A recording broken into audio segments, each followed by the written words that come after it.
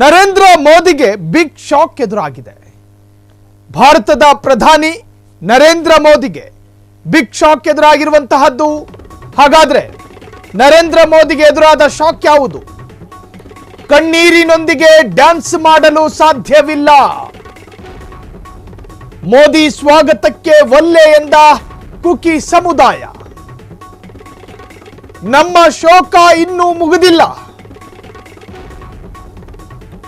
ನಮ್ಮ ಕಣ್ಣೀರು ಇನ್ನೂ ಒಣಗಿಲ್ಲ, ನಮ್ಮ ಗಾಯಗಳು ವಾಸಿಯಾಗಿಲ್ಲ, ನಾವು ಸಂತೋಷದಿಂದ ನೃತ್ಯ ಮಾಡೋದಕ್ಕೆ ಸಾಧ್ಯವಿಲ್ಲ. ಮೋದಿ ಸ್ವಾಗತಕ್ಕೆ ಕುಕಿ ಸಮುದಾಯದ ವಿರೋಧ.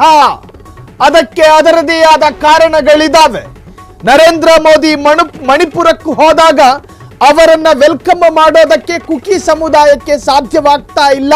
ಅದಕ್ಕೆ ಕಾರಣ ಏನು ಅನ್ನೋದನ್ನ ನೀವು ಹುಡುಕುವುದಾದರೆ, ವೀರೇಂದ್ರ ಸಿಂಗ್ ಮೂಗಿನ ನೇರಕ್ಕೆ ಮಣಿಪುರದಲ್ಲಿ ಹಾಡ ಹಗಲೇ ಕುಕಿ ಸಮುದಾಯದ ಹೆಣ್ಣು ಮಕ್ಕಳನ್ನ ಸ್ವಂತ ತಂದೆಯ ಮುಂದೆ ಅರೆಬೆತ್ತಲೆ ಮಾಡಲಾಗ್ತಾ ಇತ್ತು. ತಂದೆಯ ಮುಂದೆ ಮಗಳನ್ನ, ಮಕ್ಕಳ ಮುಂದೆ ತಂದೆಯನ್ನ ಅತ್ಯಂತ ಭಯಾನಕ ರೀತಿಯಲ್ಲಿ ಥಳಿಸೋ ಕೆಲಸಗಳಾಗ್ತಾ ಇತ್ತು. ಒಂದು ಸಮುದಾಯವನ್ನ ಗುರಿಯಾಗಿಸಿ ಒಂದು ತರಹದ ಸಮುದಾಯ ಸಂಘರ್ಷಗಳಾಗ್ತಾ ಇತ್ತು ಮಣಿಪುರದಲ್ಲಿ. 4 ಜನ ಮಾತ್ರ ನಿಂತುಕೊಳ್ಳಲು ಸಾಧ್ಯವಿರುವ ಜಾಗಕ್ಕೆ 40 ಜನರನ್ನ ಒತ್ತಾಯ ಪೂರ್ವಕವಾಗಿ ತುಂಬಿಸಲಾಗ್ತಾ ಇತ್ತು. ಇಕ್ಕಟ್ಟಿನ ನಡುವೆ 40 ಜನ ಉಸಿರುಗಟ್ಟಿ ನಿರಂತರ ನರಳಾಟಗಳನ್ನು ಅನುಭವಿಸ್ತಾ ಇದ್ರು. ಕುಕಿ ಮತ್ತು ಮತ್ತೊಂದು ಸಮುದಾಯದ ನಡುವಿನ ಒಂದು ತರಹದ ಧರ್ಮ ಕಲಹ. ಮಣಿಪುರ ಅನ್ನೋ ಮಣ್ಣಲ್ಲಿ ಮನುಷ್ಯ ಮಕ್ಕಳು ಭಾರತದ ಭೂಮಿಯಲ್ಲಿ ಕಂಡು ಕೇಳರಿಯದ ಅತ್ಯಂತ ಅಮಾನವೀಯ ದೃಶ್ಯಗಳಿಗೆ ಸಾಕ್ಷಿಯಾದ ಮಣಿಪುರ. ವೀರೇಂದ್ರ ಸಿಂಗ್ ಹೇಳ್ತಾನೆ, ಒಂದು ಕಾಲಘಟ್ಟದಲ್ಲಿ ಮಣಿಪುರದಲ್ಲಿ ಸಂಘರ್ಷ ಆರಂಭ ಆದಾಗ ಪ್ರತಿ ರಾಜ್ಯದಲ್ಲಿ ರೌಡಿಗಳು ಇರುವ ಹಾಗೆ ಮಣಿಪುರ ಎನ್ನುವ ರಾಜ್ಯದಲ್ಲಿ ರೌಡಿಗಳಿದ್ದಾರೆ. ಆ ರೌಡಿಗಳಿಂದ ಕೆಲ ಕೃತ್ಯಗಳು ನಡೆಯುತ್ತೆ ಅನ್ನುವುದಾದರೆ ಅದು ಅಸಾಮಾನ್ಯ ಅಲ್ಲ ಅಂತ ನಾತ. ಅದಾದ ನಂತರ ರಾಜೀನಾಮೆ, ದೊಡ್ಡ ಪ್ರಹಸನಗಳಾಯಿತು. ಮಣಿಪುರಕ್ಕೀಗ ನರೇಂದ್ರ ದಾಮೋದರ್ ದಾಸ್ ಮೋದಿ ಭಾರತದ ಪ್ರಧಾನಿ ಭೇಟಿ ಕೊಡಲಿದ್ದಾರೆ. ಕುಕಿ ಸಮುದಾಯ ಯಾವ ಸಮುದಾಯ ಅದು? ಯಾವ ಸಮುದಾಯದ ಮನುಷ್ಯ ಮಕ್ಕಳನ್ನ ಘನಗಾತ್ರದ ಕಲ್ಲುಗಳ ಮುಖಾಂತರ ಸಿಕ್ಕವರ ತಲೆಗೆ ಹೊಡೆಯಲಾಗಿತ್ತು, ಅದೇ ಸಮುದಾಯ ಕುಕಿ. ಯಾವ ಸಮುದಾಯದ ಮಕ್ಕಳನ್ನ ಅತ್ಯಂತ ಭೀಕರವಾಗಿ ಬೆತ್ತಲೆ ಮಾಡಿ ಸಾಮೂಹಿಕವಾಗಿ ಅವಮಾನ ಮಾಡಲಾಯಿತು, ಅದೇ ಸಮುದಾಯ. ಯಾವ ಬಿಜೆಪಿ ಆಳುತ್ತಿದೆಯೋ ಅದೇ ಮಣಿಪುರದ ಮನುಷ್ಯ ಮಕ್ಕಳು. ಮರಗಟ್ಟಿ ಮಲಿನವಾದ ಮನಸ್ಸುಗಳಿಂದ ಕುಕಿ ಸಮುದಾಯದ ಮನುಷ್ಯರನ್ನ ಅತ್ಯಂತ ಭಯಾನಕವಾಗಿ ಹೊಡೆದುಕೊಳ್ಳಲಾಗ್ತಾ ಇತ್ತು. ಅವರ ಗುಡಿಸಲುಗಳಿಗೆ ಬೆಂಕಿ ಹಾಕಲಾಗ್ತಾ ಇತ್ತು. ಅವರ ಆರಾಧನಾಲಯಗಳಿಗೆ ಮನುಷ್ಯನ ಅಮೇಧ್ಯಗಳನ್ನು ತುಂಬಿಸಲಾಗ್ತಾ ಇತ್ತು.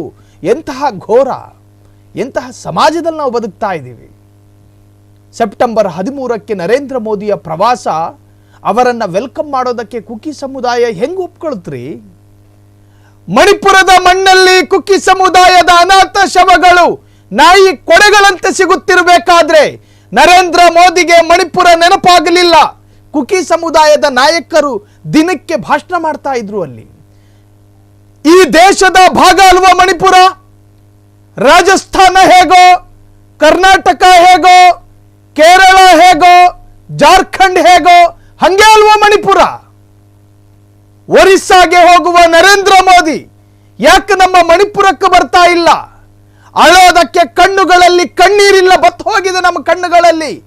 ಮಕ್ಕಳನ್ನ ಕಳೆದುಕೊಂಡ ತಂದೆಯ ಅರ್ಥ ನಿನಾದವನ್ನ ಆಲಿಸೋದಕ್ಕೆ ದೇಶದ ಪ್ರಧಾನಿ ಬಂದಿರಲಿಲ್ಲ.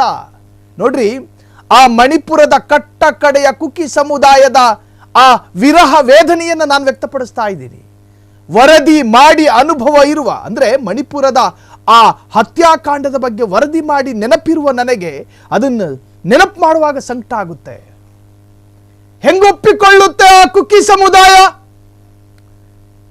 ಅತ್ಯಂತ ಭಯಂಕರವಾಗಿ ನಡೆಸಿಕೊಳ್ಳಲಾಯಿತು ಆ ಸಮುದಾಯವನ್ನ.